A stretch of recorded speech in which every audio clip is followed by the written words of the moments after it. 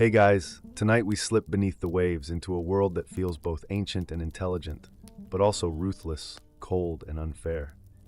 You're not gliding peacefully through some blue planet fantasy. You're trapped in the brutal biography of one of nature's most famous apex predators, the orca.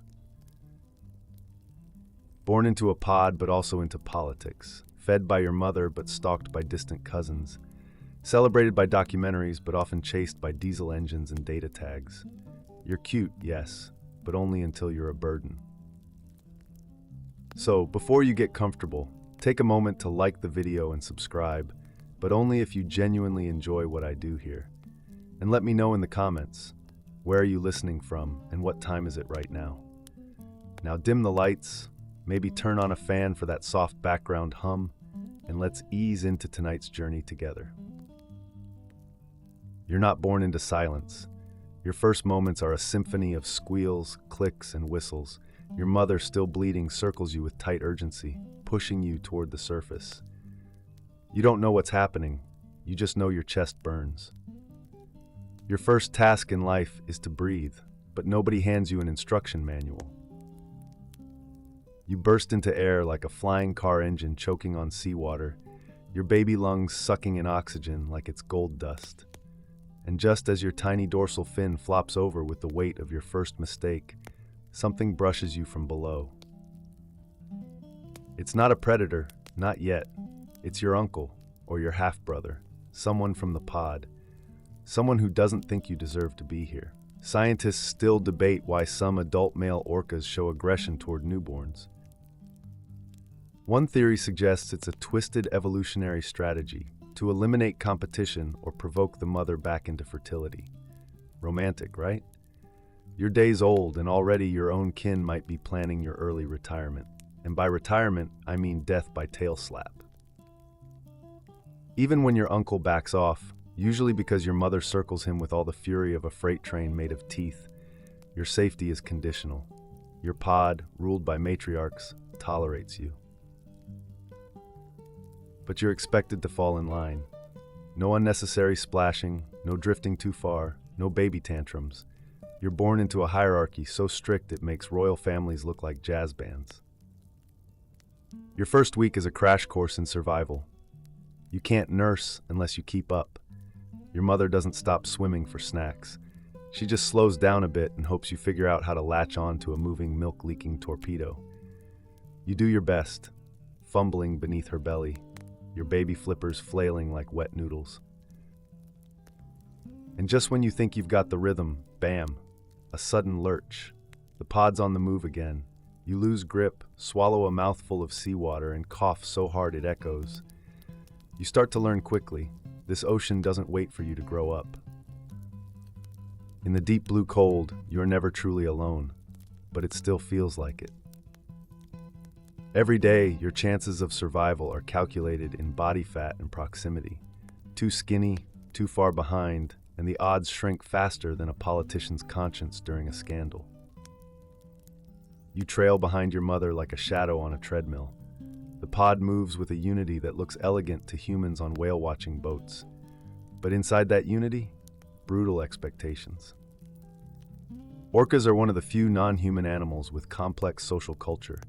They pass down vocal dialects, hunting techniques, and even food preferences. And you're expected to absorb it all, just by swimming close and watching. No pressure, little one. But while you're busy trying not to die, your mother is battling on 100 fronts. She has to keep you warm, teach you sonar, shield you from rogue males, avoid boat noise, and still somehow catch dinner, all without a nap. By week 2, your flaccid dorsal fin still refuses to stand upright. It's a badge of youth, but also a target. Bigger orcas clock your age instantly. You're basically wearing a neon "Eat Me, I'm Small" sign. And not all those predators are from other species. A rogue male from another pod drifts too close one evening. He circles slowly, not attacking, just watching. The adults in your pod form a barrier around you, a living fortress of muscle and memory. But inside your tiny, developing brain, the lesson is hard-coded. Stay in the middle.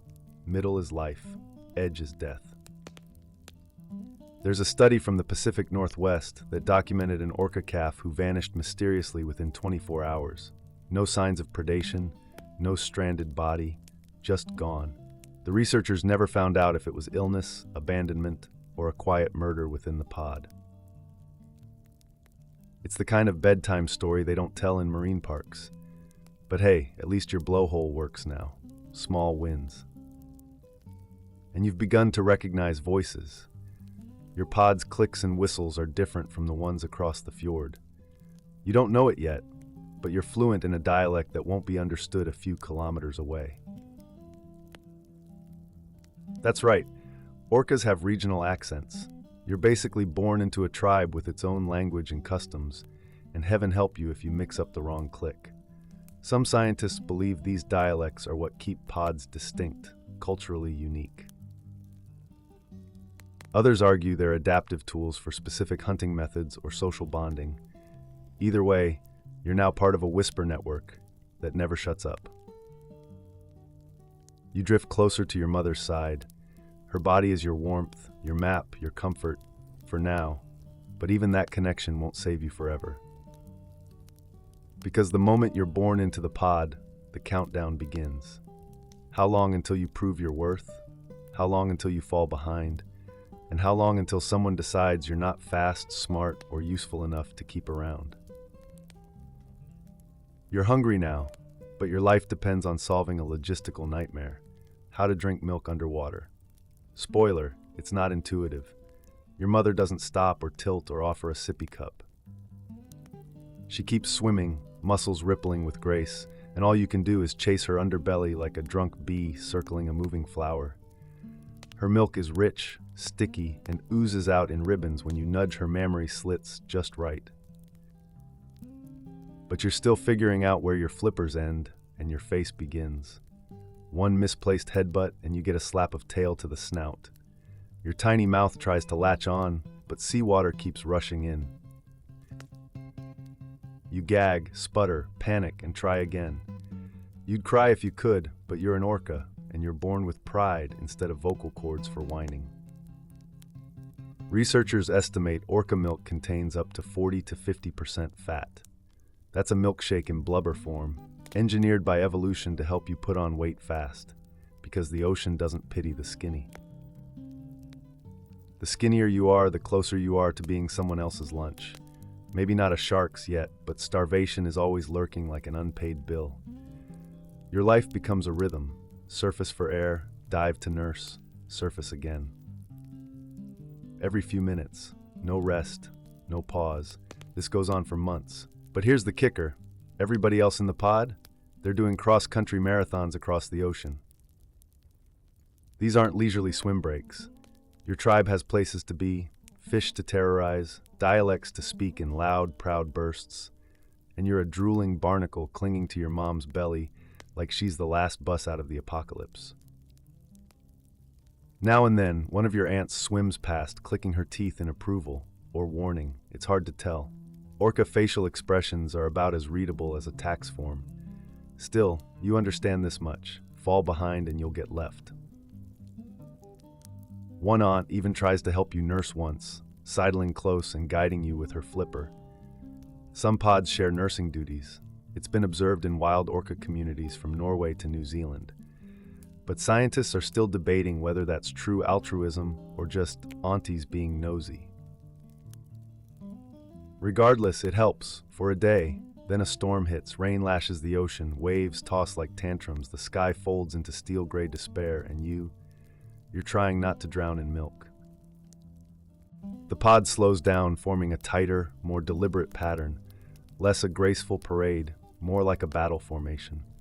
You're squeezed into the center, surrounded by fins and echo clicks, shielded from the worst of the waves. But the sensory overload? Brutal. Each crack of thunder ricochets through the water like a fist in your skull. You close your eyes, trying to steady your breathing, but the pressure doesn't care. It pushes into your bones like a sadistic massage.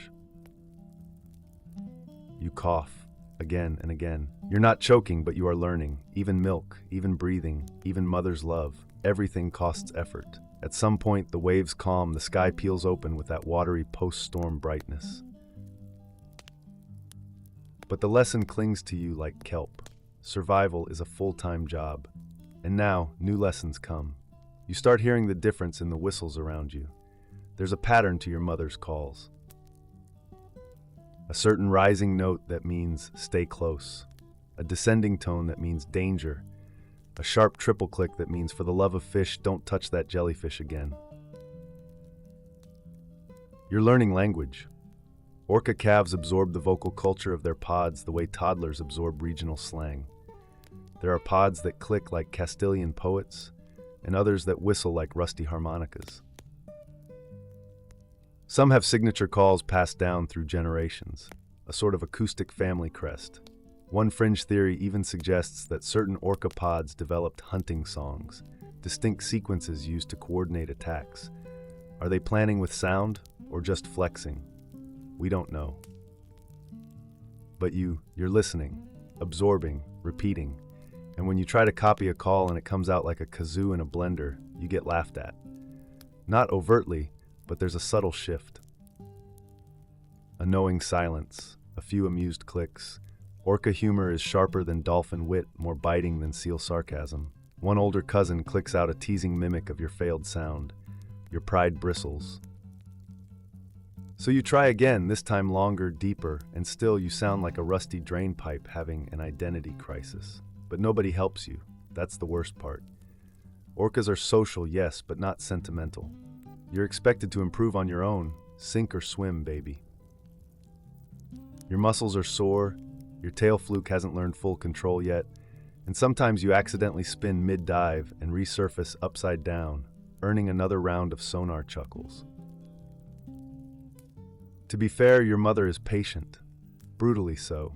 She slows down for you, shields you during kelp entanglements, gently nudges you when your navigation instincts fail and you swim headlong into a rock shelf.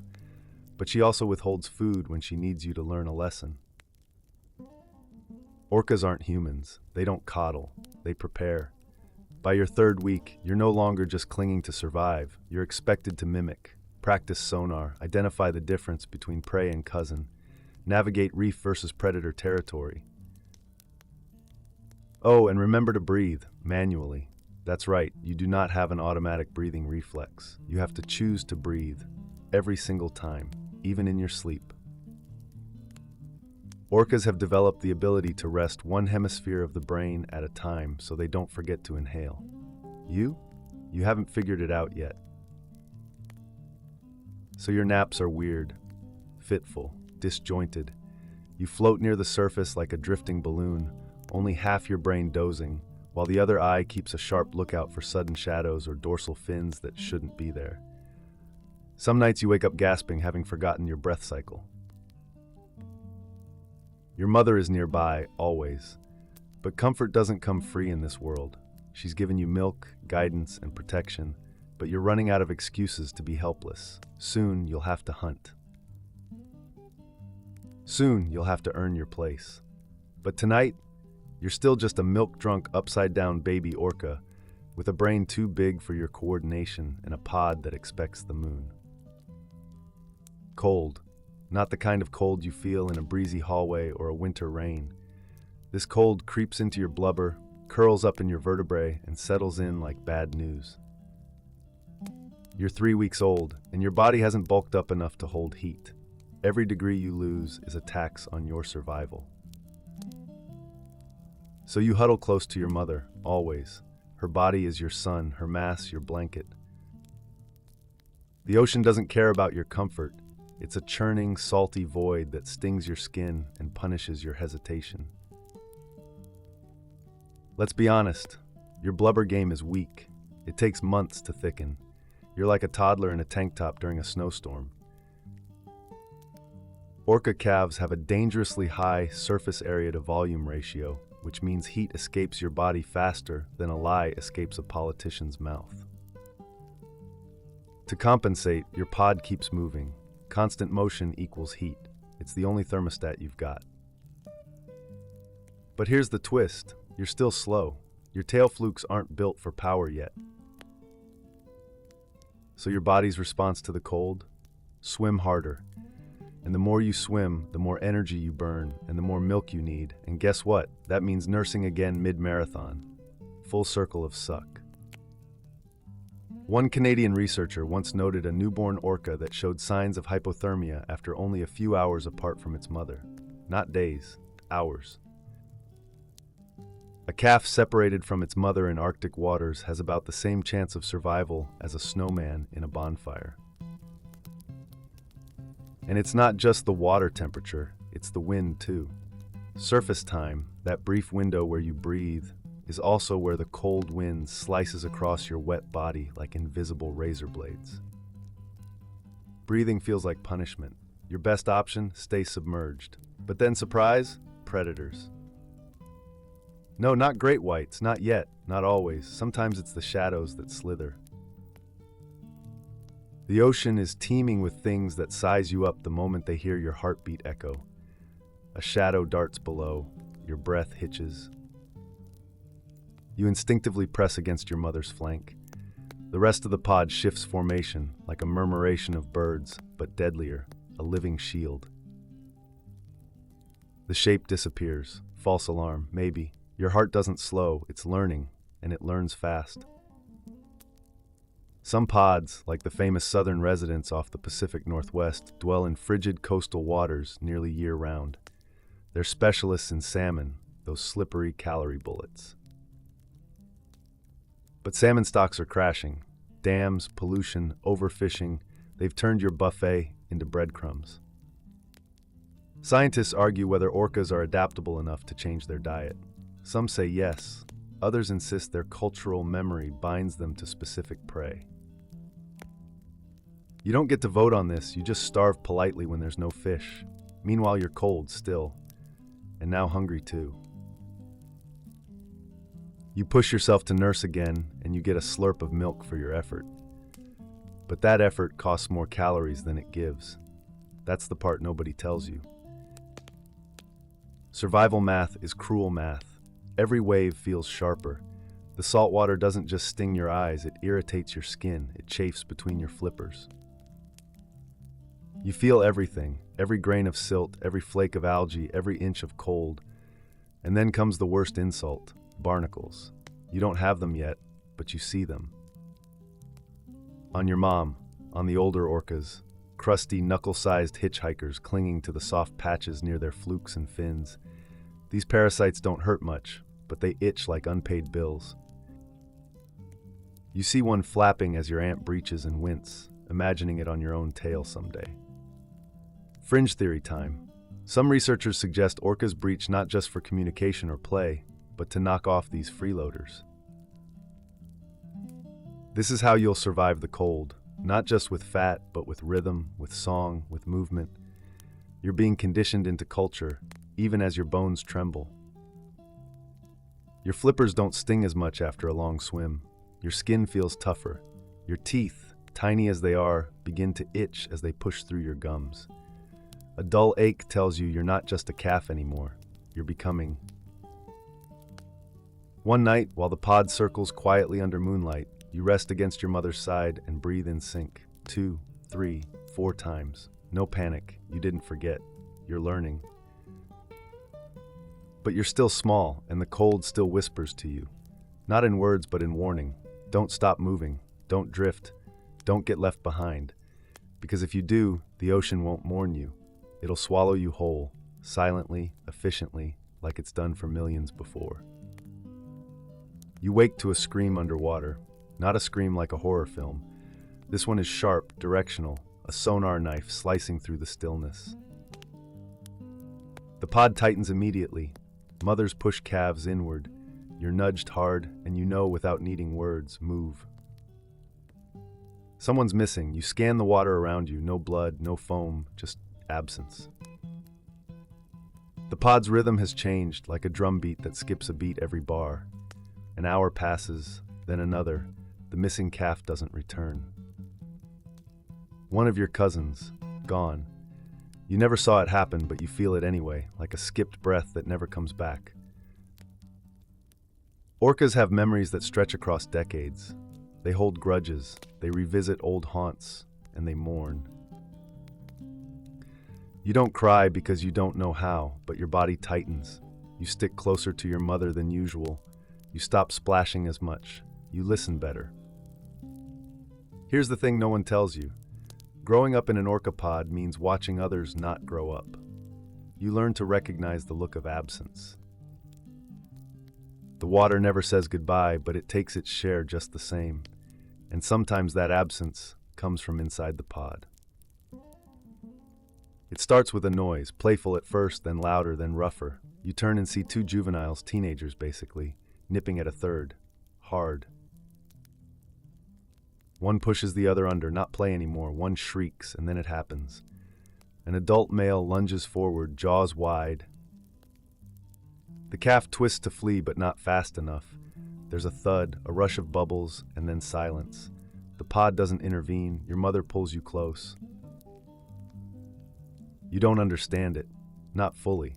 But later you see the injured calf swimming alone near the edge, bruised, breathing in jagged huffs. She never returns to the center of the group. Researchers have seen this behavior, particularly among transient orcas. Internal aggression, especially from unrelated males, is rare but real.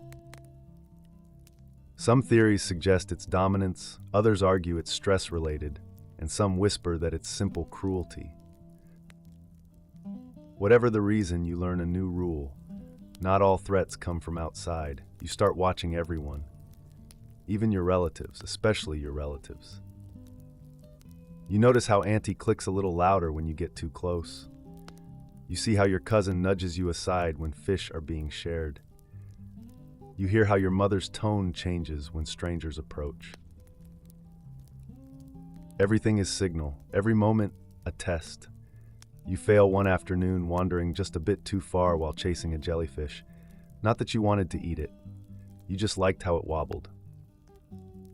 The warning whistle from your mother is swift and sharp, but before you can respond, thud, a nudge from behind strong enough to make you somersault mid-water. Discipline, orca style. She circles you once, clicking low and steady. You freeze, submit, drift back to her side, lesson learned. Later, you notice another calf being ignored. No clicks from their mother, no nudges, just space. It's rare, but it happens. A mother loses interest. Sometimes it's illness, sometimes trauma, sometimes there's no clear reason. Scientists are still debating the exact causes, but when a mother withdraws, the calf rarely survives. The ocean isn't cruel, it's just indifferent. And the pod, while rich in love and history, has no time for passengers. You must pull your weight, even if you're barely weaned. That's the double-edged blade of being born into the most intelligent predator in the sea. You inherit culture, connection, and protection, but also pressure, protocol, and punishment. One cousin snaps at you during feeding. You recoil, and no one says a thing. Not your mother, not your aunt, just silence. You nurse your wounded pride, and still you learn. You start mirroring the older calves, how they glide just below the surface, keeping one eye open for danger, how they turn their bodies smoothly in sync, how they time their breath so they don't sound panicked when surfacing. There's a moment, small, forgettable, where you swim beside your mother and she clicks a low note that rumbles through your chest like a lullaby. It's approval, and it's rare. You glow inside, but the glow doesn't last, because the very next day another cousin vanishes. This one older, almost a juvenile. He was healthy, strong, fast, gone. No signs of struggle, no predator trails, no blood. Some say orcas can get lost, others suggest sonar misfires. Some pods use specific calls to summon lost members, like acoustic lighthouses in the dark. But they don't always work. You listen for his whistle, his call, nothing. You don't speak his name because you don't have one. Orcas don't name the dead, but you carry him anyway, and you realize something awful. Even if you do everything right, follow every rule, stay in the middle, echo the calls, you still might vanish. And if you do, the ocean will roll over your story like a wave over sand. You start to realize that your life is a performance, and the stage never goes dark. From the moment you open your eyes each morning, if you ever fully close them, your pod expects you to move in rhythm. Turn when they turn. Dive when they dive, echo the right clicks, adjust to the right current. If you mess up, nobody claps. They just stop including you in the next scene. There is no rehearsal. Welcome to the theater of survival. You're still young, still small, but expectations grow faster than your flippers. The elders have begun hunting again, and they expect you to watch, learn, mimic, preferably without getting in the way. Today's lesson, sonar etiquette. The pod scatters into a loose diamond formation. You stay near your mother while the others begin releasing sharp pulses of sound, echolocation clicks. The ocean comes alive with invisible light. The echoes bounce off rocks, fish, even each other. You feel the patterns like braille in your bones. You try a click of your own. It's weak, sloppy, too low. You try again, this time louder, and now everyone hears you. Your call overlaps with your aunt's pulse. She flinches. One of the cousins swerves off course. The whole pattern falters like a misstep in a ballet. Oops. Nobody says anything, but the silence is thick with judgment. Your mother flicks her tail, signaling correction. You don't try a third time. Later, you see the older calves practicing clicks in isolation, carefully timed, measured. They make it look easy, but sonar is complicated. It's not just about hunting, it's communication, identity, territory, like screaming your name and address into a dark canyon and listening for who answers back. And you're expected to master this while still leaking milk from your nose and occasionally forgetting which direction is up. One fringe researcher once described orca pods as mobile universities with teeth. They weren't wrong. But here's the kicker. Your professors don't offer second chances. You surface, gulping air. The sky's pink now, evening. The pod begins to sing. It's not music, not in the human sense, but the whales release a slow, mournful sequence of tones. Rising, dipping, holding. You feel it before you hear it, like a lullaby embedded in the water, a shared sound. You hum along imperfectly, and no one corrects you this time. Tiny win.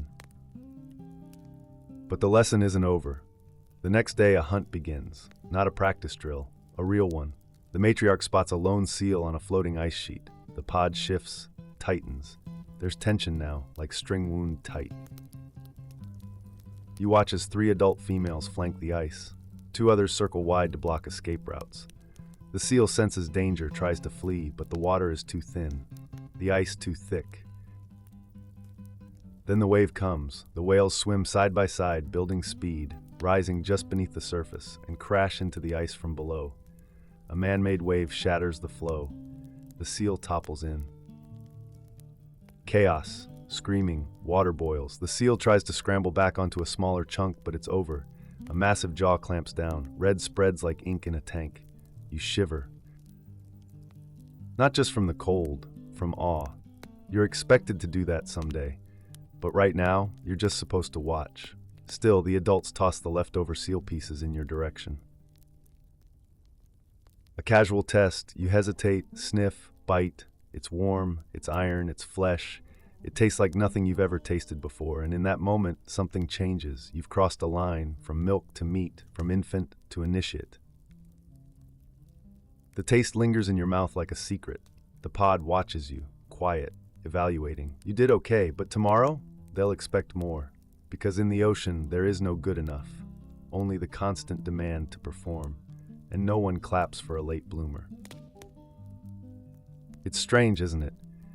You're born into this body of sleek black and white perfection, streamlined and majestic, built for speed and precision, and yet inside you carry a brain that makes everything harder. See, your brain is huge, not metaphorically, literally. At nearly 15 pounds, it's one of the largest in the animal kingdom, bigger than a gorilla's, more convoluted than a lion's. It's so dense with neurons and emotional processing regions that some researchers believe orcas may feel more deeply than we do. But what good is that when you can't forget? Because that cousin who vanished in the night, you still hear their whistle sometimes. in dreams maybe, or in the silence after your pod stops singing. You remember the taste of seal blood from your first hunt. You remember the scream of the calf that got bullied, the storm that made you spin until you vomited seawater. You remember everything. And that's the problem. Your brain won't shut up. Other animals get to live in instinct, react, eat, sleep, repeat, but not you. Not when your hippocampus lights up like a city skyline at night. Not when your limbic system, that emotional control center, is twice the size of a human's. Twice the empathy, twice the grief, twice the dread. And yet no therapist, no podcast, no bubble bath, just the endless echoing sea and a memory that plays every mistake on loop. You swim beside your mother, your breath in sync with hers. She's quiet today, no clicks, no whistles, just the occasional glance back, like she's listening for something only she can hear. She lost a calf before you. You've heard the older ones mention it. She carried it for days after it died, refusing to let go. Some humans watching called it mourning. Others said it was confusion. One theory suggests it was neither, just memory refusing to release its grip. And now she watches you with that same gaze, protective, hopeful, haunted. You feel the weight of it, the unspoken pressure. Don't die, don't disappear, don't become another ghost in her sonar. You try to lighten the mood. You breach unexpectedly, a small goofy jump. Your tail flops, your splash is sloppy, embarrassing. She doesn't laugh. Orcas can laugh, or something close to it. They have playful vocalizations, mimicked sounds, even inside jokes passed between pod members. There are documented cases of orcas imitating sea lion barks, boat motors, even human speech patterns. But not today. Today your mother is silent, and so is the pod. You dive again, deeper than usual. The pressure presses in. It feels good, heavy, simple. Down here, there's no sound but your heartbeat and the occasional groan of tectonic plates shifting. You chase a school of fish, not because you're hungry, but because you need to feel fast, competent, free. But even your freedom is measured, because somewhere in the distance there's a frequency, faint, artificial, a buzz, a hum, a boat. You surface. The pod is already reacting, tightening, realigning. They've heard it too. It's not close, not yet, but its presence poisons the water like spilled oil. Boat noise doesn't just annoy you, it shatters your world. Orcas rely on sonar the way humans rely on sight. Muffle that, and you're blind in the dark. There are days you've lost prey because of engine noise, days the pod got separated. Once, an ant surfaced with blood on her side, scraped by a hull she never heard coming. And worst of all, it never stops. Cargo ships, fishing boats, whale-watching tours, submarines, sonar pings that drill into your skull and make you want to ram your head into a coral wall just for silence. One fringe theory posits that chronic noise pollution may be triggering early-onset stress disorders in orca populations. You don't know the science, but you know the feeling. You clench your jaw, dive again, swim faster than you need to just to escape the buzz. But it follows, always, a ghost of the surface. When you slow, your mother joins you, clicks once, soft, reassuring, but even she can't silence the hum. So you do what orcas have always done. You adapt. You learn to pause between engine rhythms. You time your echolocation bursts so they dodge the worst interference. You listen harder, deeper, longer. You don't get a quiet life, but you get clever, and cleverness, that's survival. You think you're safe now. You've survived the newborn stage. You've learned to nurse mid-swim, click without crashing the pod's ecosystem, dodge bullies, and tolerate the icy sting of ocean winds. Your blubber is thicker, your flukes are stronger. You've even managed to steal a few fish from your older cousins without getting smacked. But today, the world tightens its grip again, because someone in your pod just vanished and never came back. You don't know when it happened. One moment they were there, clicking, gliding, surfacing beside you. The next, silence. The pod doesn't mourn out loud, no keening, no song, just a heavy, synchronized silence that wraps around the group like fog. And then, something changes. You're swimming near your mother when a sharp vibration rattles your bones. Not sonar, not a whale, a wall, no worse, a trap. 1 minute you're gliding free, the next you're boxed in by sound, a net of pressure, of pain. The water shivers around you. You turn sharply, panicked, and that's when you see it. Concrete. Your mother screams. You've never heard her scream. She turns violently, tries to redirect, but it's too late. Suddenly, the world collapses into chaos, booming echoes, human machines, blinding bubbles, everything hurts, and then silence. You're alone. You wake up in a tank. The walls are smooth, too smooth. They reflect your sonar back like a joke with no punchline. The water is still, sterile, wrong. It smells like bleach and sadness. You cry out, a long rising call, no answer. Your mother is gone. The surface above isn't freedom anymore. It's glass. Below you, the tank hums with a motorized heartbeat that isn't yours. You try to dive, but there's no depth. You try to swim forward, but the curve brings you back. You circle. Again. And then the humans appear. They point, they wave, they smile. You don't. There's no pod, no cousin to bump, no aunt to mimic, no elder to lecture you through a sloppy sonar blip. Just noise, and pills, and squid bits handed out like bribes. You scream again, nobody listens. This isn't a sad story. This is just Tuesday in captivity. Roughly 160 orcas have been captured from marine parks since the 1960s. Some lived for years, others died in weeks. One orca, Lolita, survived in a tiny tank for over 50 years before she died, just months before she was supposed to return home. Scientists still debate the cognitive toll of captivity. Some argue orcas can adjust. Others point to collapsed dorsal fins, erratic behavior, self-harm. Some captives break their teeth gnawing at the sides of tanks. Some float listlessly for hours. Some go silent. You learn the difference between real fish and dead ones, between pod calls and speaker playback, between applause and real approval. And then one day, you meet another orca, also trapped. You circle each other cautiously, trade clicks, sniff each other's stress, and slowly, desperately, you bond, not out of joy, out of need. It's not the same as family, but it's something.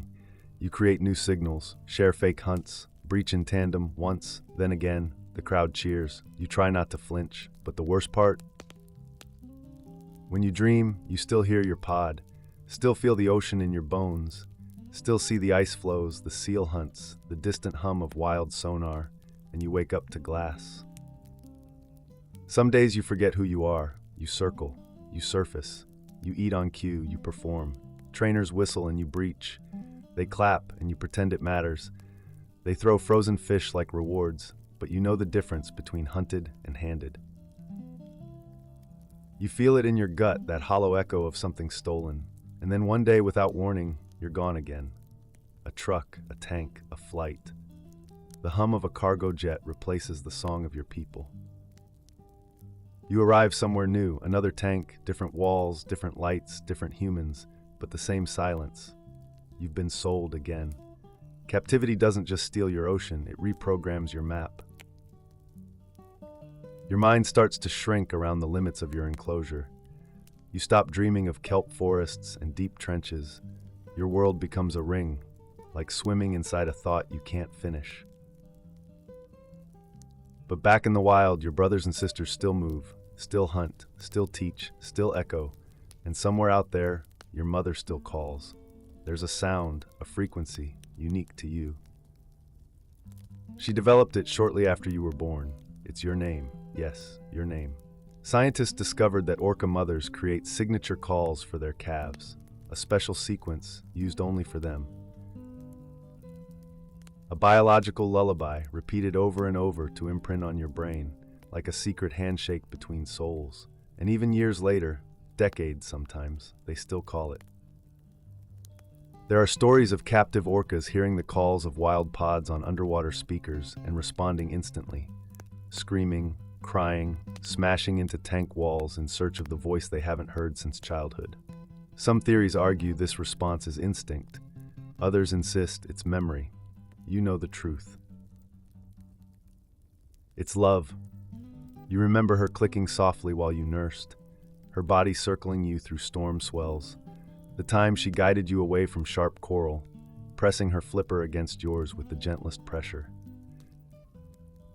You remember that, and then the silence that followed when she disappeared in the chaos. You've tried to call her once or twice, quietly, out of habit, but the tank reflects your own voice back at you like a cruel echo chamber. It never reaches her. And still, sometimes at night when the humans are gone and the lights dim and the water goes still, you click her name, just in case. And sometimes, just sometimes, you imagine you hear her answer. But you're not the only one suffering. In the tank next to you, another orca bangs their head against the glass. Again, again, again. Trainers say it's frustration, boredom, but you recognize it. It's grief. Because here's the darkest part. The orca brain evolved not just for memory, but for relationship, for story, for long-form emotional continuity that stretches across generations. You were never meant to be alone. And yet, here you are, tethered to humans who call it education, who point at your dorsal fin now drooped from stress and say, "Look how friendly." You're not friendly, you're broken. And in your dreams, you dive again, deep into a current, past the coral shelf, past the ice line, past the places where your ancestors hunted and sang. And you find them waiting, clicking, circling, whole. You breach into the sunlight and it tastes like freedom. Then you wake up, and the glass is still there. Back in the wild, orcas don't live by clocks, they live by movement. Tides rise, currents shift, the moonlight stretches across the surface like a silver leash. Your pod, if you're lucky enough to be free, surfs those ancient rhythms, always moving. Always seeking, never idle. But movement isn't a luxury, it's law. If your pod slows down, the fish scatter. If you linger too long in one place, toxins settle into your prey. If the currents shift and you don't shift with them, you starve. That's the harsh truth of ocean life. Everything is running out. Time, food, space, silence. And now you're part of that race. You've grown. No longer a helpless calf slurping milk under your mother's belly, you're learning to track prey with sonar, to coordinate turns, to share kills. But it's not as romantic as it sounds, because the prey is dying. The salmon are fewer, skinnier. Some are poisoned by industrial runoff, others just vanish. Your elders talk less now, swim further, dive deeper. Some days your pod travels 100 miles chasing nothing. You feel the tension. It hums through your mother's clicks. It curls in your belly like an unanswered question. You don't know the word pollution, but you've tasted its effects in your food. Metallic, sour, wrong. You don't know overfishing, but you know hunger when it gnaws for days. And yet, the pod presses forward, always forward, because stalling is death. Still, moving has its price. Your body aches from the long swims. Your dorsal fin, now firm and tall, slices the surface like a blade, but below, your muscles are inflamed. You've pushed too far, too fast. No one offers rest. This isn't a community built on pity. In one legendary story passed between pods, orcas once chased a blue whale for over 5 hours without stopping. Not for food, for territory, for dominance. It's become a myth now, retold in low rumbles on quiet nights, a reminder that you belong to the ocean's most relentless tribe. But the glory, the conquest, it's exhausting. You start making mistakes. You drift too far during a hunt and get caught in a swirling vortex of sand and fish scales. You lose your cousin in the noise. You resurface too late, coughing water, your sonar scrambled. Your mother notices. She doesn't scold, but she clicks that low, disappointed tone that hurts more than a slap. You try to explain with a warble, a confused sonar pulse. but she's already turned away. You fall behind. Only for a moment, but it's enough to feel the terror. Being left behind doesn't happen often, but when it does, it's final. There was a calf once, small, fast, eager. Took a wrong turn near a reef, didn't surface with the pod. By the time they circled back, it was gone. Some say it drowned. Others say it joined another pod. One researcher claimed to have heard its vocal signature a year later, off a different coast, slightly altered but unmistakable. Another theory suggests it was just an echo, a ghost. You don't want to become that story, so you double down. You mimic better, you keep tighter formations, you learn to read the water, not just feel it. You anticipate the pod's shifts, you surface just in time, but always move, even your rest is in motion. You learn the orca way of sleeping, shutting down one hemisphere of the brain while the other stays awake. You drift, semi-conscious, always near the surface, always ready to breathe. It's not restful, but it's necessary, because if you ever stop completely, even for a minute, the ocean doesn't pause for pity. It surges forward and it will swallow you whole without blinking. You breathe, just once, just enough to keep the darkness out of your lungs. Then back down you go. It's not a dive for fun, it's a dive for war. This time the danger is real. It has teeth, it has purpose. And unlike the other threats, cold, noise, hunger, this one fights back. Shark, not a cartoon villain, not a misunderstood loner.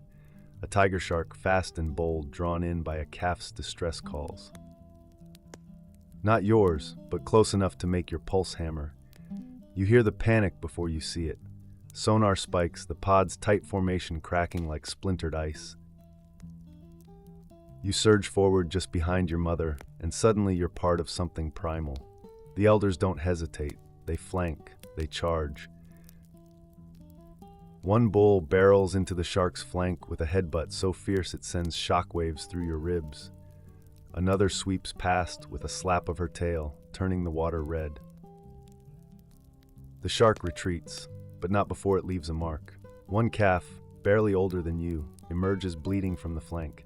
Not a fatal wound, but a loud one.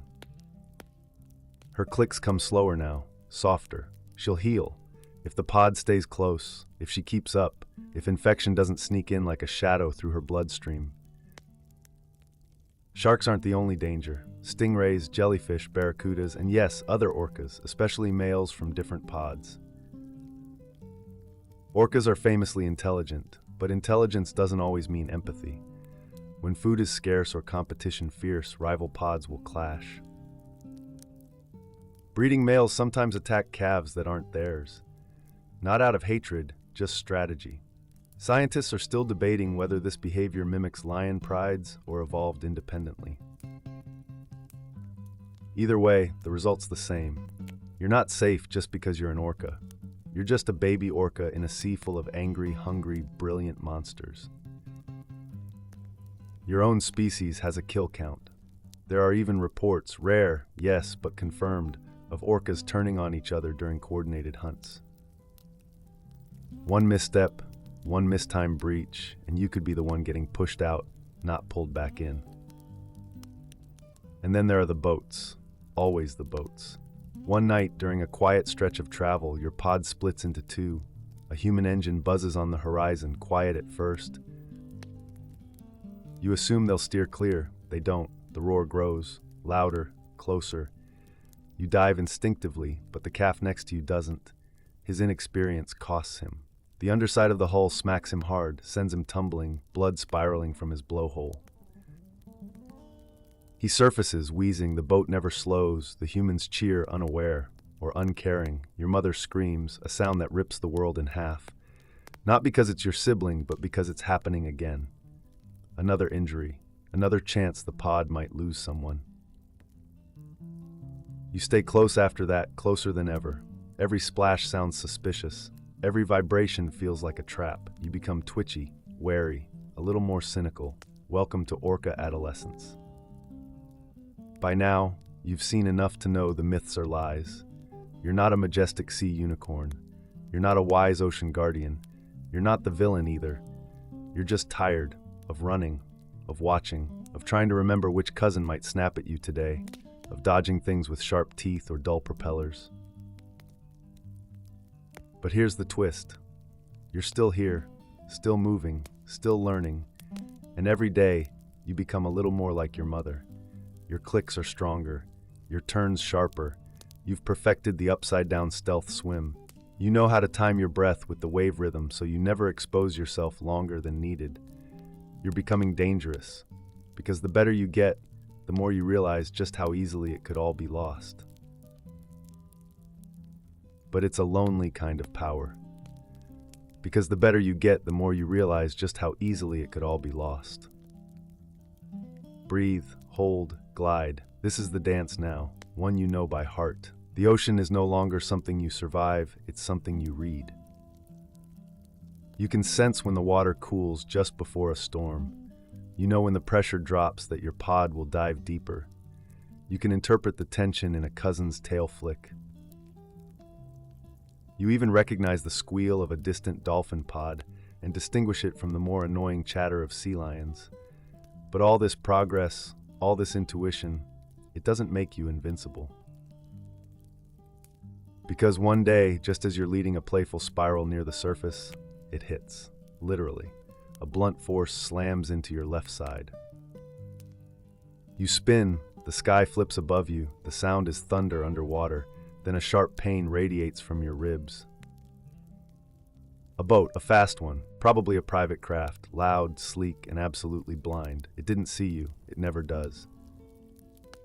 You surface gasping, trying to click for help, but the sound comes out slurred, muffled. Your sonar is scrambled like a compass dipped in acid. Your pod reacts instantly, rushing, circling, clicking, but they don't touch you, they wait, because this is a test. Not of strength, but of recovery. You're not a calf anymore. You're expected to rally, to show resilience. And even in pain, if you flounder too long, if you slow the pod down, you might be quietly left behind. That's the dark underside of orca strength, its ruthlessness. So you grit your teeth, or what passes for them, you move. Slowly, but you move. The clicking from your mother softens. Encouragement. She still remembers carrying you in her womb. Still remembers the call she made just after you were born. But she also remembers who didn't survive. She won't lose you. Not like that. Your bruises take days to fade. You breathe carefully, you sleep less, but you adapt. That's the core rule of being an orca. Adapt or disappear. But here's where things twist. As you heal, you notice something odd. Your pod is quieter, not silent, but less musical. The hunting calls are shorter, the playtime clicks less frequent, the elders are more guarded. At first you think it's because of you, that you've done something wrong, but then you hear the truth, an undercurrent of rumor. A new orca has been spotted. Not from your pod, not even from your region, a wanderer, an outsider, alone. That's rare. Orcas don't usually solo unless they're broken or banished, or both. The outsider circles from a distance, never too close, never threatening, but present. Some of your cousins are curious. One of them even breaks off to approach, but is quickly called back. Your matriarch clicks a slow final warning, do not engage. You wonder why. And then that night she tells the story. In low sonar, almost whispers, she tells of a male who once betrayed his pod. Who led them into a trap, a net maybe, or a poisoning. She never says clearly, but she tells you this. He swam away when the cries began. And now he wanders, not hunted, but avoided, forever alone, a pariah in the most social species in the sea. You shiver, because nothing is lonelier than an orca with no name, no pod, no voice to echo back. Your mother clicks once, her voice sharp, final. That is not your future, and you believe her, but only because she's still here. Because if she weren't, if something happened, if the noise or the cold or the boats or the rival pods or the shark or the sickness or even your own kind took her, you'd be one mistake away. from drifting too far, from falling out of rhythm, from being him. So you rehearse your clicks again that night, softer, more accurate, more disciplined. You practice your turns tighter, your breath cycles longer, because you are not getting left behind. Not here, not like that. The deeper you dive into orca life, the more you realize your lungs aren't your biggest vulnerability. It's your breath. Breathing for you isn't a reflex, it's a decision, and it's one you have to make perfectly every single time. Humans can sleep with their mouths hanging open, snoring into pillows and dreams. You sleep with half your brain awake, because if you forget just once to surface in time, you drown. There's no autopilot, no pause button, just a mental metronome that must tick forever. And yet the deeper you go, the more the temptation grows. Some dives are shallow, quick, efficient, but others pull you into the abyss. Hunting dives. You dive with your mother and 2 other females toward a trench that echoes like a cave. The fish here are clever, darting between rocks and kelp like shadows. Your sonar pings bounce back in weird angles. It's disorienting. A maze underwater. You chase a herring, fast and silver. You're almost there, one more flick of your tail when everything dims. You forgot to breathe. Not in panic, in focus. Your body yells at you. A surge of CO2 burns through your chest. You turn, you push upward, fast. The pressure hurts your skull. At the surface, you gasp. You breach half out of the water, not for show, but for desperation. Air floods your lungs like forgiveness, and then you realize this is your life now. Every dive is a risk. Every delay, a potential obituary. Even the healthiest orcas can misjudge a dive, lose track of depth, miscalculate fatigue, and unlike humans, you don't float to the surface when unconscious. Your body sinks. Some calves are found belly up on the seafloor, their blowholes sealed forever by forgetfulness. So you learn discipline. You begin counting breaths, timing dives. You practice surfacing silently so you don't attract attention from boats or sharks. You memorize how many seconds you can push yourself before the red alarm starts ringing in your brain. It's a strange thing to be a creature built for water but still chained to air. You envy fish sometimes. Silly, brainless little things that never worry about rising. They swim, they eat, they die. Simple. You perform calculations. You estimate your oxygen to effort ratio. You make choices. Do I chase the fast prey or wait for the slow one? Do I stay deep and risk another minute or ascend and lose the kill? And when you hunt in teams, it gets harder, because now your breath depends on someone else's timing. The older whales know the rhythm. They move in sync, like dancers beneath pressure. One starts the dive, the others follow. One clicks, the others shift. You follow, you guess, you hope. But sometimes the dive goes long. One day, while cornering a school of squid, the matriarch delays surfacing. She found a crevice where more prey hide. Everyone else waits. You panic. Your lungs clench, your vision flickers. But you don't want to surface alone. You don't want to be the weak link. So you stay, you hold, you suffer, and just before the black creeps into your vision, everyone rises. A coordinated rush of motion. 5 whales break the surface like missiles, exhaling mist, gulping life. You cough, you wheeze, but you made it. You earn the nod from your mother, a low, approving pulse, subtle but real. You're learning, but the cost is steep because breath is never free. It's a leash around your life, a ceiling on your ambition. Every time you sink, the weight of your own biology reminds you, don't get too comfortable.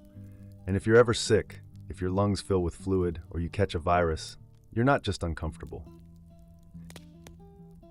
You're doomed. Whales have no ventilators, no antibiotics, no rescue helicopters. They either breathe or they don't. And no one sings a funeral song. The ocean is your cathedral, and the silence beneath it, that's where the prayers go. The ocean teaches you to stay close, but it also teaches you that closeness comes at a cost.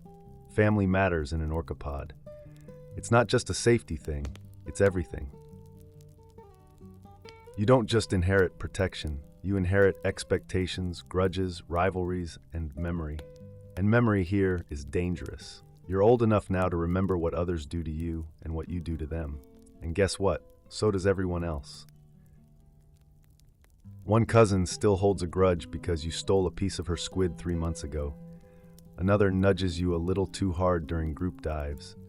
One adult male watches you a beat too long when you're near the calves. There are no secrets in the pod, only sonar shadows. Your mother doesn't warn you with words. She uses clicks, nudges, the tilt of her body. One flipper brush can mean danger or wait or not now. You've learned to read the entire pod like a novel with no punctuation, fluid and unrelenting. But even when you play by the rules, drama finds you. One day, you're gliding beside your closest cousin. You're both teenagers now, young, strong, restless. You dart beneath her mid-swim, playful, teasing. She bumps you, harder than usual. You laugh until she charges. The water explodes into motion, teeth flash, you swerve to dodge a tail slap. Your clicks shift from playful to panicked. The pod intervenes. Your mother breaks it up. The matriarch circles. No one is injured, but the silence afterward is sharp. For the next week, she avoids you. And you feel it, deep in your chest like sonar sadness, like an echo that doesn't come back. Orcas don't forget. Not slights, not betrayals, not even moments of weakness. But the flip side, they don't forget kindness either. An older female, the same one who used to nip your flukes when you were a calf, starts hunting near you more often, sharing kills, clicking your name softly. Not affection, but maybe alliance. Orcas form subgroups, cliques almost, some based on age, others on temperament, some based on who mourned together or who played together or who simply survived the same chaos. You're building your circle, slowly, cautiously. You've learned that relationships aren't static, they're sonar maps, constantly updating, shifting. A cousin might be your partner today and your rival tomorrow. An aunt who ignored you last season might shield you this time around. It's not personal, it's cultural, and it's exhausting, because one wrong click can echo for years. Scientists have tracked orca pods with cultural rituals passed down for generations, specific hunting patterns, songs, travel routes, entire languages almost. Orcas in the North Atlantic don't just act differently from those in the South Pacific, they think differently. Your pod has its own rules, your matriarch has her own legends, and every interaction you have either strengthens your place or weakens it. You remember when a young male from a neighboring pod tried to tag along with your group for a day. He wasn't aggressive, just clueless. Your pod ignored him, completely. He chirped, clicked, circled, nothing. Eventually he left, and no one spoke of it again. The message was clear, you don't belong until you belong, and even if you're born into the pod, you can still be forgotten. So you play the game, you echo the correct call sequences, you time your dives with the elders, you stay just close enough to be noticed, but not annoying. You don't take the first fish, you don't leave the circle during sleep. And at night, when everything goes still and the water hums with distant memories, you listen for your name. That sequence of clicks your mother gave you. That sound that says, you are known. You are still one of us. Because in a world of endless blue, tribal memory is the only thing that keeps you from vanishing.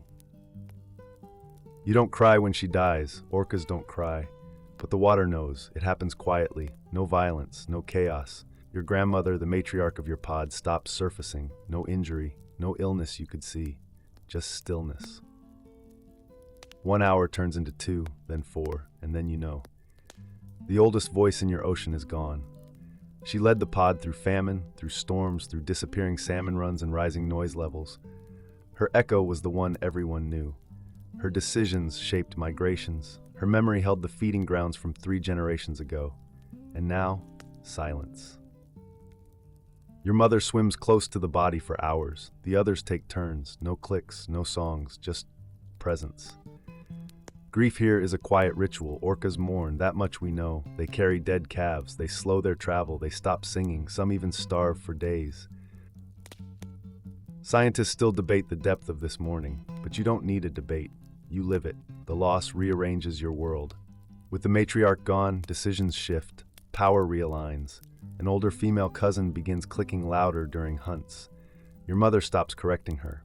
Hierarchies are flexible, but not casual. They pass through legacy, through respect earned over years of survival, of leadership. You adapt. Again. And that's when you realize what hurts most. It's not that she's gone. It's that you remember everything. Her clicks, her scent, the way she used to brush your side with her pectoral fin when you passed too close to the rocks. The sound she made when she found fish in a trench the others forgot. She's still here, in the map of your memories. But her sonar signature? Gone. You try it once, quietly, just to see. You click her pattern, no answer. You knew there wouldn't be, but you hoped. That's the trouble with being born intelligent. You don't just feel pain, you store it, forever. You carry it forward, not like a burden, but like a thread woven into your identity. You'll use it to teach the next generation. You'll echo her name in your own rhythm. You'll click her signature when you discover old feeding grounds and wait to see who recognizes it. And one day, someone will. But for now, your pod swims in a new formation. Different spacing, different leaders. The gaps are subtle, but you feel them. And when you surface with the group, there's a moment where you forget, just for a second, that she's not beside you.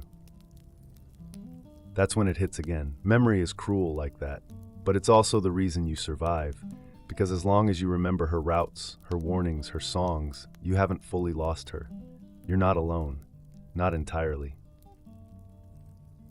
You dive deeper that night, not because you're hungry, but because the quiet below feels comforting, heavy, honest.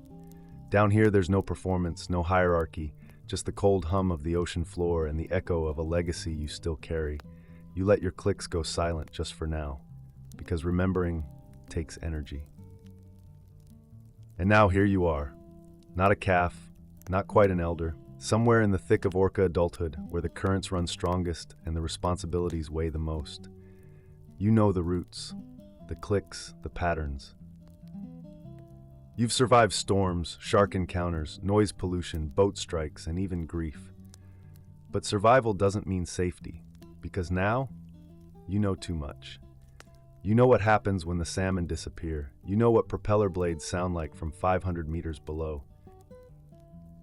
You know the silence that comes after a pod member fails to surface.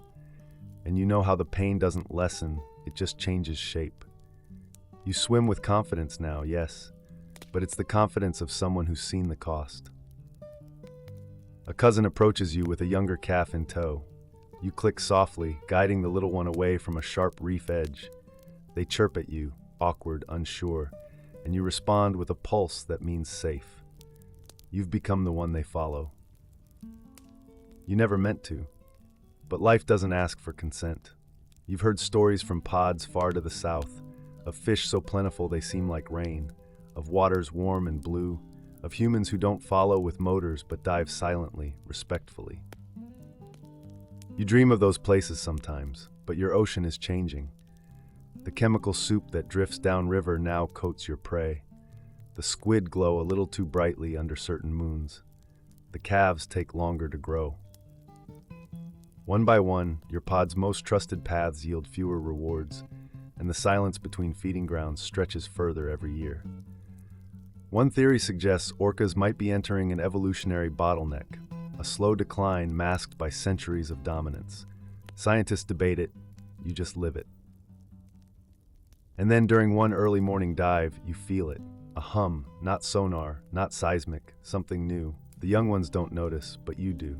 A frequency that scrapes at your skull, too low to be casual. You rise fast, breach hard, look toward the horizon, metal towers, in the water, in rows. You don't understand it, but your body does. This place is changing, so you turn. You click the migration call, the one your matriarch once used, the one she taught your mother who taught you, and the pod follows. Because now, you lead.